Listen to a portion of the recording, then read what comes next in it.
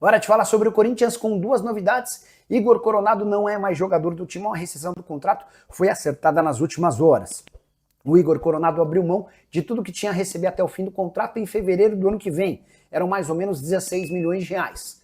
E o restante que o Corinthians deve, envolvendo luvas, prêmios e também direitos de imagem, será parcelado em 18 vezes. Excelente notícia para o Corinthians, que abre mão de um jogador que definitivamente não produzia dentro de campo e tinha um custo altíssimo, 2 milhões de reais por mês. Coronado havia chegado na temporada passada, foram 67 jogos, 31 como titular, só 7 gols e 5 assistências. Só para completar o noticiário do Coronado, chegou a ser especulado no Santos e no Vasco da Gama, imagino que o caminho dele seja voltar para a Arábia Saudita. Outra informação importante sobre o Timão, o jornal A Bola de Portugal publicou nesse sábado que o Corinthians já demonstrou interesse em comprar o atacante Biel, que era do Bahia, foi comprado no início dessa temporada pelo Sporting, mas em Portugal acabou não conseguindo decolar. A pedida do Sporting é de 6 milhões de euros. De acordo com a apuração do jornal português, o Corinthians não chega nos 6 milhões de euros, mas se aproximou e hoje se tornou favorito, até porque os outros clubes brasileiros interessados no Biel só estavam dispostos a comprá-lo, adquiri-lo por empréstimo. Não cogitando nesse momento a compra, o Corinthians é o primeiro a demonstrar a intenção de comprá-lo. Dá para citar, por exemplo, o São Paulo e o Atlético Mineiro como dois reais interessados no ponta, que pode jogar pela direita ou pela esquerda. Bora fechar o vídeo para falar sobre o Corinthians, que terá a reapresentação de Memphis Depay nesse sábado, na volta do elenco das férias. E o Corinthians conseguiu pagar pelo menos uma parte daquilo que deve para o atacante holandês. 1.400.000 dos direitos de imagem foram depositados nas últimas horas, de acordo com o próprio clube. Resta o maior valor, 4.700.000 pelo prêmio do título do Campeonato Paulista, além da multa em cima desse valor, mais 10%, ou seja, 470 mil. No total, 5.200.000 reais livres de impostos. Essa quantia segue pendente, embora o Corinthians já tenha feito um plano para repactuar essa questão e pagar de forma parcelada muito em breve. O Corinthians ficou preocupado com a possibilidade de o Memphis nem se reapresentar junto do restante do elenco, depois de uma notificação extrajudicial recebida na última terça-feira. O Memphis assegura que essa decisão foi tomada por seus advogados sem seu consentimento. Confesso que não acredito nessa história. O Memphis queria, de fato, dar um susto no Corinthians. Atacante que tem proposta do Besiktas, da Turquia, e essa resposta ainda não foi efetivada e dada para os turcos. Só para completar sobre o Timão, o Corinthians está sendo investigado pela Polícia Federal por crimes tributários. Sonegação de impostos entre 2023, finalzinho do ano, era Duílio Monteiro Alves, e 2024, quando o presidente era Augusto Melo. E você, o que pensa sobre tudo isso que eu contei? Não esquece de deixar o like, de se inscrever no canal. Bora fechar o vídeo para falar sobre o Corinthians, repercutindo a informação de que TT, a ex-atleta do Grêmio, hoje no Panathinaikos, interessa ao Timão. Antes de consultar o Corinthians, já entrei em contato com o Pablo Bueno, que é o representante do TT, o cara que acompanha o TT desde que esse ponta surgiu no Grêmio. Hoje o TT tem 25 anos de idade, vem de uma temporada bem legal com a camisa do Panathinaikos da Grécia. 49 jogos, 11 gols e 3 assistências. Ele havia sido comprado pelo Panathinaikos por 7.250.000 euros a uma temporada. Perguntei, Pablo, existe alguma chance de TT no Brasil? Abre aspas para ele, o TT não vem para cá em hipótese alguma. Ele foi eleito o melhor jogador do último campeonato grego. Vai continuar no futebol europeu. Cravou o empresário do atleta. Há a possibilidade de o TT sair do Panathinaikos, mas para se mudar por um clube maior em uma liga de mais expressão do que a do campeonato grego. Contrato por lá até julho de 2028. O Corinthians não tem capacidade financeira para fazer um investimento desse tamanho. Assim como não teve também em relação a Elinho. Atacante revelado no São Paulo, hoje no Toluca do México houve uma consulta. Toluca não topa emprestar o jogador.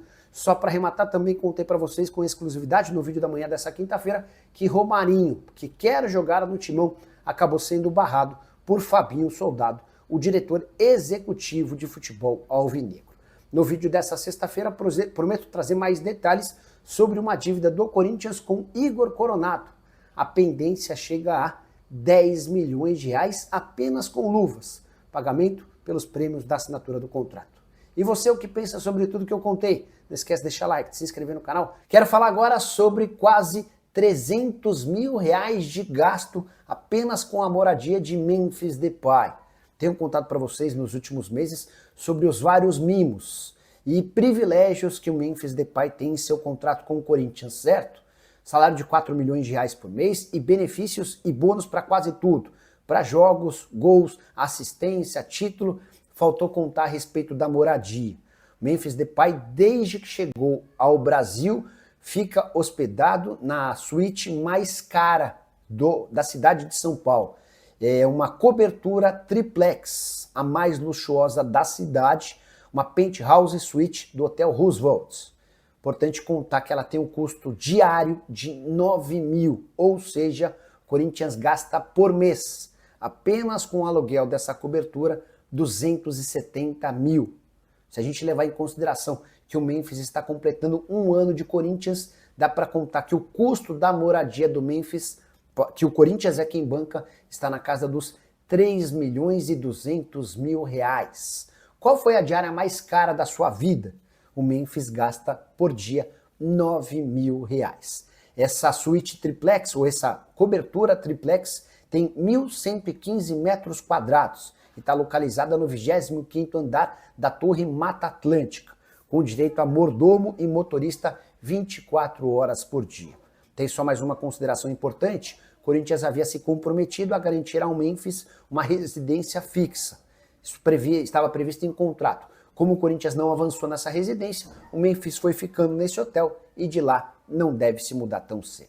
Isso se é que ele não vai embora para jogar no exterior. Há uma proposta oficial do Beşiktaş da Turquia pelo holandês, que é aguardado nesse sábado para a reapresentação depois do período de férias.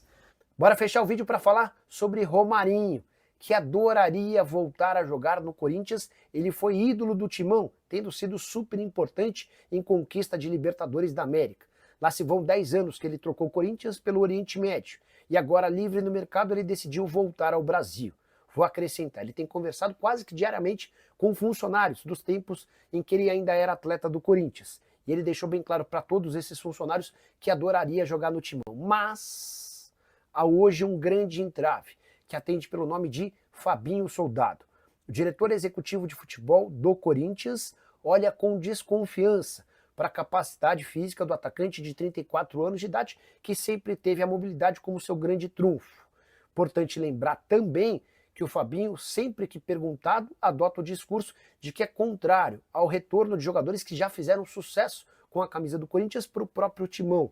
Ele acha que são raros os casos de jogadores que se destacaram e que conseguem, num retorno, repetirem o mesmo desempenho, o mesmo nível de atuação.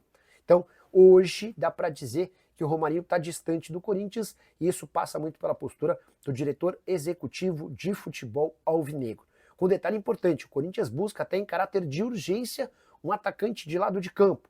E para fechar com o Corinthians, o Romarinho toparia baixar bem sua pedida. Nos tempos de Arábia, ele ganhava salários estratosféricos. Isso está completamente fora da realidade. Só para completar, ainda sobre a dúvida que para em relação à condição do Romarinho. Nos 10 anos de Oriente Médio, foram 394 jogos, 201 gols e 57 assistências. Na última temporada, 21 partidas, 11 gols e 5 assistências. Acho que vale o risco, mas gostaria de saber a sua opinião. Use espaço para comentário e registre o que você pensa, beleza? Preciso te contar agora se existe alguma chance de Thiago Almada e Lucas Perry virarem reforços de clubes brasileiros. A pergunta tem a ver com o fato de que o time deles, o Lyon, foi rebaixado no tapetão lá na França. O Lyon acabou sendo rebaixado para a segunda divisão pela Direção Nacional de Controle e Gestão do Campeonato Francês, tudo por causa do caos financeiro do clube de John Textor. Vale a lembrança de que na metade da temporada, ou seja, lá no mês de dezembro, o Lyon já havia sido proibido de contratar jogadores e aventou-se a possibilidade de um rebaixamento por conta da situação financeira do clube. Se não melhorasse, o time seria rebaixado. Dentro de campo, o Lyon passou bem longe do rebaixamento e a chegada do Almada fez com que o Lyon se tornasse um dos principais times do retorno. Mas a decisão está tomada. O Lyon recorreu, vai tentar alguma mudança. E a partir daí começaram a especular. E aí, será que o Almada e o Lucas Perry não podem voltar ao Brasil? O Almada e o Perry fizeram sucesso com a camisa do Botafogo e a partir daí estariam à disposição do mercado. Consultei empresários e representantes dos dois jogadores e dá para assegurar que a chance é zero. Hoje o Thiago Almada, 24 anos de idade, é um dos jogadores mais valorizados do futebol europeu. Não só pelo que fez com o Lyon, mas principalmente pela forma como tem se comportado na seleção argentina. Muitas vezes, na ausência do Messi, o Almada chamou a responsabilidade e se tornou o craque da equipe. Já o Lucas Perry foi titular absoluto do Lyon e em outros tempos, coisa de última janela, o John Textor chegou a recusar 2 propostas da Premier League. Então a situação é bem clara. Se o Lyon não conseguir reverter a decisão e tiver de fato de disputar a segunda divisão, a tendência é que Almada e Perry sejam vendidos. Mas esses negócios vão acontecer com clubes gigantes do futebol europeu por cifras completamente incompatíveis com a realidade do futebol brasileiro. Hora de notícia exclusiva, quero contar para vocês que o meia atacante PP, jogador do Porto, foi alvo de 7 consultas nas últimas horas, todas de clubes brasileiros.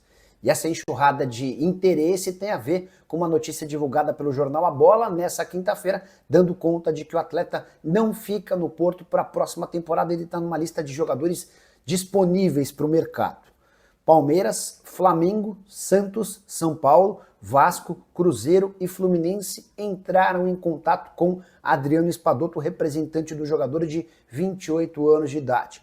Todos para saberem se o PP poderia chegar por empréstimo, mas Porto já colocou um preço e não aceita negociá-lo em hipótese alguma de outro jeito que não seja com uma venda em 25 milhões de euros. A tendência é que o PP, para frustração geral de clubes brasileiros, vá jogar na Inglaterra. E o principal interessado é o Nottingham Forest. PP que também foi alvo recente de propostas oficiais do Fenerbahçe, da Turquia, e do Olympiacos, da Grécia. Importante contar que chegaram a colocar o Vasco como favorito para a contratação do jogador pela presença do Admar Lopes, novo executivo de futebol português. Nenhuma chance desse negócio avançar, assim como dos outros brasileiros que eu citei. PP está avaliado em 22 milhões de euros, chegou a receber proposta oficial do Barcelona de 45 milhões de euros na temporada passada. O negócio não aconteceu e diante das circunstâncias, até por não ter conseguido fazer uma grande temporada, seu valor despencou para 25 milhões de euros. Pode ser ponta, pode ser meio atacante, já jogou até como lateral direito, jogador revelado no Grêmio e que fez sucesso com a camisa do Porto. Infelizmente, seu futuro não será por aqui. Hora de falar sobre o Corinthians, que está perto de anunciar a renovação do contrato com a Nike. A fornecedora de material esportivo americana melhorou bastante a sua proposta em relação ao contrato atual. Dá para dizer que a oferta da Nike até supera a Adidas, embora com uma série de gatilhos que precisam ser alcançados. O Corinthians teria mais garantia de dinheiro com a Adidas do que com a Nike, embora a Nike permita ao Corinthians faturar mais se cumprir uma série de metas. Na teoria, seria mais negócio ficar com a Adidas. Na prática, até para evitar qualquer problema jurídico que pode desencadear em uma série de punições e multas nos tribunais, o Osmar Stabile, o atual presidente alvinegro, está mais propenso a bater o martelo com a Nike. A Adidas pressiona por uma resposta rápida e ainda nessa semana a gente deve ter a definição dessa questão. A Nike tem contrato com o Corinthians já há um bom tempo e propôs a prorrogação até 2036.